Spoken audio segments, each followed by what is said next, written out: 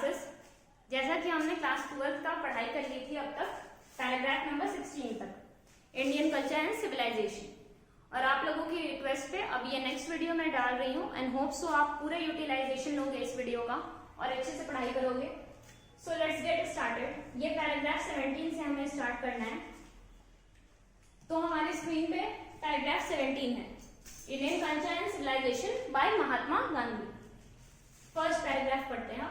After all there is something in Hinduism that has kept it alive. ऐसा कुछ है Hinduism में जिसने इसको जिंदा रखा हुआ है। Kept up alive till now, मतलब अब तक जिंदा रखा हुआ है। It has witnessed the fall of Babylonian. Witness मतलब देखा है, मतलब किसने देखा है? हिंदुइज्म ने देखा है। ये जो रिलीजन है हमारा, इसने देखा है। क्या देखा है? बेबीलोनियन का फॉल। बेबीलोनियन एक जगह थी हमारी, ठीक है, वो एक एम्पायर था जो कि बहुत बड़ा एक जमाने में हुआ करता था और वो बिखर गया, टूट गया। सीरियन, सीरिया का, पर्शियन, पर्शिया का, एंड इजिप्शियन सिविलाइजेशन, और इजिप्ट की सिविलाइजेशन को भी बिखरते हुए देखा है, विटनेस किया है। What cast a look around? Cast a look, एक नजर डालो, मतलब अपने चारों ओर एक नजर डालिए।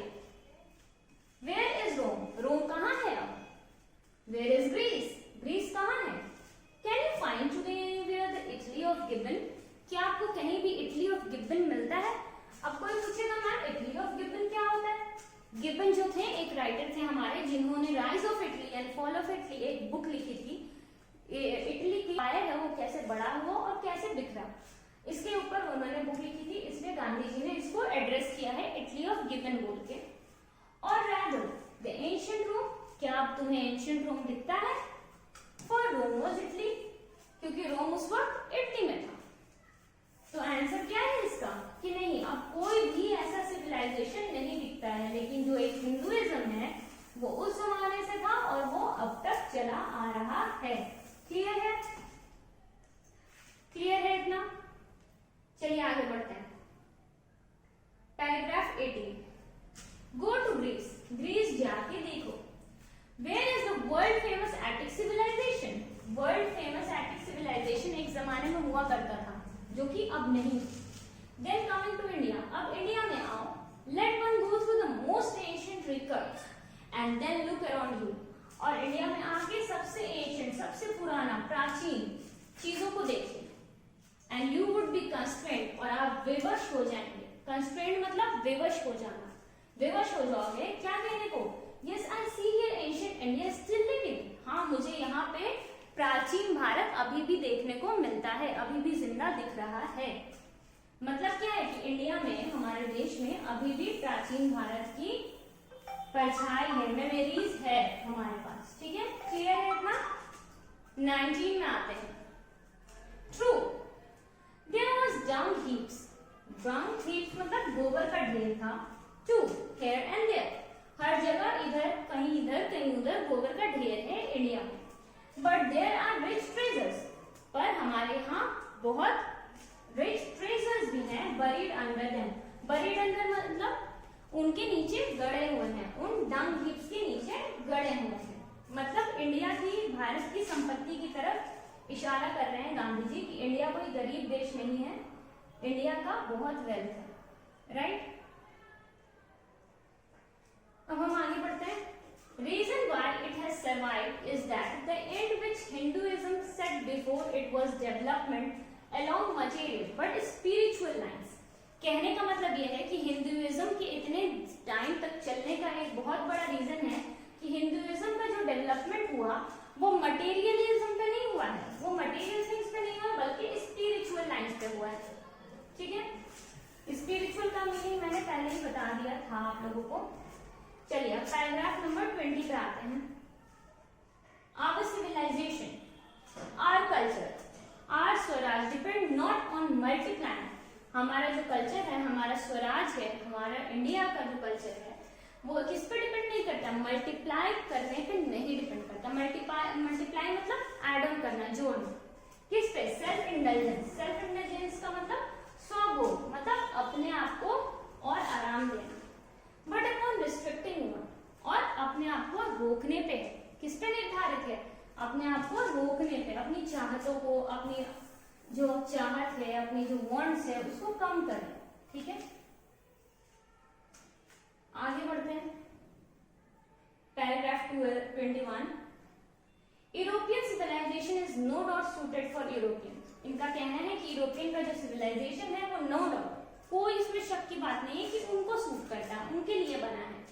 But it will mean ruin for India if we endeavor, अगर हम प्रयास करते हैं इसको कॉपी करने का, इसको देख के एपिंग करने का, तो ये हमारे लिए क्या होगा, विनाशकारी होगा, हम भारतीयों के लिए विनाशकारी हो जाएगा। आगे देखते हैं। It is not to say that we may not adopt and assimilate, अपनाना, एसिमिलेट मतलब अपनाना, whatever may be good and capable of assimilation, मतलब कुछ भी ऐसा जो अपनाने लायक हो हम अपना सकते हैं, इतनी कोई बड़ी बात नहीं है। As it does not also mean that even the European will not have a part with us, whatever evil might have crept into it. इनके कहने का मतलब है कि यूरोपियन के भी कल्चर में कुछ ऐसी बुराई है जो उनको खुद पता है कि हमारे कल्चर में है, और इनका कहना है कि ऐसा भी नहीं है कि हम यूरोपियन से कुछ अच्छा नहीं सीख सकते हैं, जो भी अपनाने लायक होगा हम उसको अपना लेंगे, हम उसको रख लेंगे अपने साथ, जो भी अच्छी चीजें हमारे सीखने को मिलेंगी। ठीक है, अब आगे बढ़ते हैं। पैराग्राफ नंबर 22, द इंसिसेंट, इंसिसेंट मतलब निरंतर, सर्च फॉर मटेरियल कंफर्ट, मतलब मटेरियल कंफर्ट मतलब सोना, गाड़ी, बिस्तर, ये सारे जो कंफर्ट चीज वाले, their multiplication is such an evil, ये इतना बड़ा बुराई है, इतनी बड़ी बुराई है। And I need bold to say, और मैं एक बहुत बोल्ड स्टेटमेंट रख रहा हूँ ये कह के कि European themselves will have to remodel their outlook. इनका कहना है कि यूरोपियंस को खुद अपना एक नजरिया बदलना, आउटलुक मतलब नजरिया, उनको खुद अपना नजरिया बदलना पड़ेगा अगर उनके कल्चर में ऐसा है कि मटेरियल चीजों को वैल्यू दी जाती है।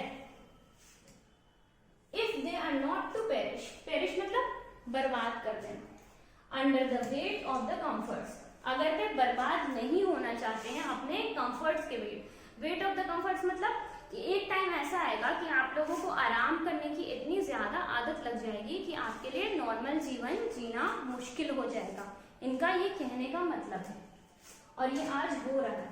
ठीक है, एंड आर बिकमिंग स्लेव्स, और अपने कंफर्ट, अपनी जो आराम है उसके स्लेव्स बन जाना, उसके गुलाम बन जाना।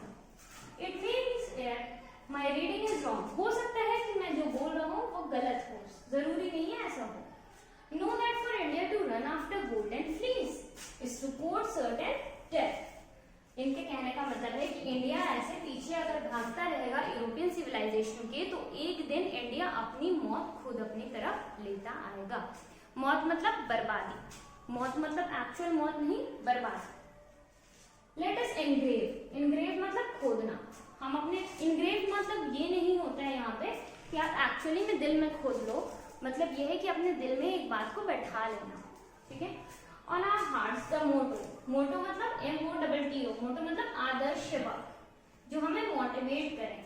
ठीक है, क्या हमें इनग्रेव करना है, गांधी जी का कहना क्या है कि क्या इनग्रेव करें हम अपने हार्ट में, देखते हैं।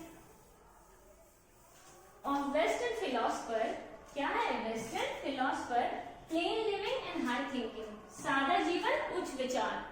गांधी जी ने बहुत बार ये कहा है, और आपको और भी लोगों ने कहा होगा कि इंसान को सादा जीवन जीना चाहिए, लेकिन जो विचार हो वो उच्च होने चाहिए। तो वही गांधी जी कह रहे हैं। Today it is certain that millions can not have high living, ये बात बिल्कुल तय है कि अभी बहुत सारे ऐसे लोग हैं, मिलियंस लोग हैं जिनका हाई लिविंग, बहुत अच्छा लिविंग नहीं है। We the few who confess to do something on the masses, और जो हम ऐसे लोग हैं जो मासेस मतलब जो भीड़ के लिए कुछ करना चाहते हैं।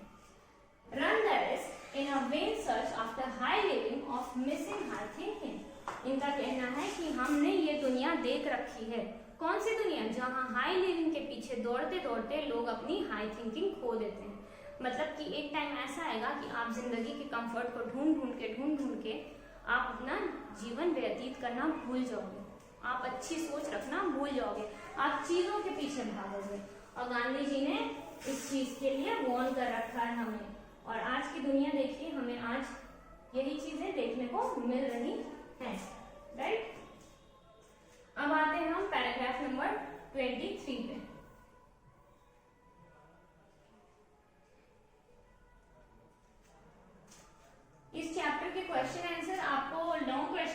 भी हैं व्हाट्सएप ग्रुप पे मिल जाएंगे। आप लोग फोन नंबर मैं दे दूंगी लास्ट में, उस फोन नंबर पे कॉल करके सर से कह देना कि व्हाट्सएप ग्रुप पे ऐड होना है, आपको उस पर मिल जाएंगे। ठीक है।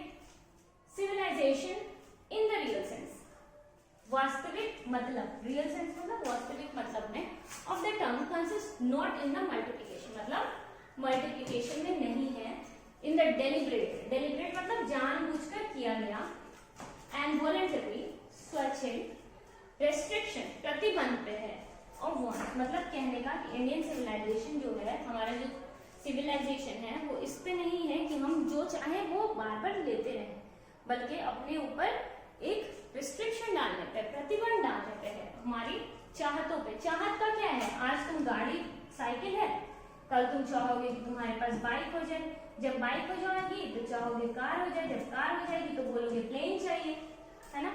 चाहत कभी भी इंसान की रुकती नहीं है। तो गांधी जी ने ये कहा है कि हमारा जो सिविलाइजेशन है वो ऐसा नहीं है, वो कहता है कि इंसान को अपने ऊपर प्रतिबंध लगाना चाहिए। This above increases and promotes contentment, ये क्या करता है, हमें संतुष्टि देता है, real happiness and capacity for service, और हमें अपने देश के लिए कुछ करने के लिए मोटिवेट करता है। ठीक है, हमें मोटिवेशन मिलती है कि हमें अपने देश के लिए कुछ करना है। क्लियर है इतना? जब अपनी नीड्स कम रहेंगी तभी तो हम किसी और का सोच पाएंगे ना, नहीं तो हर टाइम आप अपना ही सोचोगे। क्लियर है? चलें लास्ट पैराग्राफ पे। A certain degree of physical harmony, एक certain degree, harmony मतलब मेल, comfort is necessary, जरूरत है। इनका कहने का मतलब है कि ऐसा नहीं है कि आप बिल्कुल जमीन पे सो, आप बिस्तर पे ना सो, आप पंखे में ना रहो, ऐसा भी नहीं है। कुछ चीजें जरूरी हैं जिंदगी को अच्छे से व्यतीत करने के लिए, but above a certain level, पर कुछ एक लेवल के बाद इट बिकम्स अ हिंड्रेंस, वह एक बाधा बन जाती है इंस्टेड ऑफ हेल्प, मदद करने के बजाय वो एक बाधा बन जाती है। ज्यादा कंफर्ट हमारे लिए क्या बाधा बन जाता है। अब देखो कैसे, एक एग्जांपल देना चाहूंगी। आप फॉरेनर्स को देखते होंगे जो इंडिया घूमने आते हैं, है ना, उनका क्या होता है, उनको कंफर्ट की इतनी आदत होती है, इतनी ज्यादा एसी में रहने की आदत होती है कि इंडिया का टेम्परेचर उनसे बर्दाश्त ही नहीं होता, है ना। वो 25-26 डिग्री को भी गर्मी बोलते हैं कि बहुत गर्मी है यहाँ। देखो होगा अंग्रेज आते के साथ यहाँ बोलने लगते इट्स टू हॉट करते हैं ना। क्यों करते हैं? क्योंकि उन्होंने कभी जिंदगी को जिया ही नहीं है, उन लोगों ने अपने वॉन्ट्स पे प्रतिबंध नहीं लगाया। तो गांधी जी इसी चीज के लिए वॉर्न कर रहे हैं, इसी चीज के लिए इस पैराग्राफ में उन्होंने कहा कि एक सर्टेन लेवल अच्छा है, आप रहिए पंखे में, लेकिन कभी कभी आप धूप में भी जाइए, आप बिल्कुल रियलिटी ऑफ लाइफ से डिस्कनेक्ट मत हो जाइए। एक कनेक्टिविटी बहुत जरूरी होती है जिंदगी को आसानी से जीने के लिए, क्योंकि हर जहां भी जाओगे जरूरी नहीं है ना कि आपके हिसाब से आपके घर का कंफर्ट हर जगह आपको मिले। ठीक, आगे पढ़ते हैं। Therefore, the ideal of creating an unlimited number of wants and satisfying them seems to be a delusion. एक माया लगता है। क्या माया लगता है? कि आप हर दिन एक नंबर ऑफ वॉन्ट्स बढ़ाते जाओ और उसको सेटिस्फाई, उसको पाने की कोशिश में उसके पीछे अपने भागते रहो पूरी जिंदगी। एंड स्नेह मतलब जाल, और ये जाल है। The satisfactions of one's physical needs, even the intellectual needs of one's narrow self, must meet at a certain point of dead stop. उनका कहना है कि एक ऐसा पॉइंट होना चाहिए कि जहाँ पे जाके आपकी जो ख्वाहिशें हैं, आपकी जो चाहते हैं वो रुक जाए। ऐसा ना हो कि वो बढ़ती ही चली जाए और फिर आप अपनी जिंदगी बर्बाद कर लो। कहने का ये मतलब है। क्लियर है? आगे पढ़ते हैं। Before it degenerates into physical and intellectual voluptuousness, विलासिता। ठीक है, मतलब कि आपको डीजेनरेट कर दे, आपको धीरे धीरे वो चाहते हैं वो आपकी फिजिकल और इंटेलेक्चुअल मेंटल कैपेसिटी को, मतलब आपकी फिजिकल तो फिजिकली साथ ही साथ आपकी मेंटल कैपेसिटी भी डीजेनरेट हो जाएगी।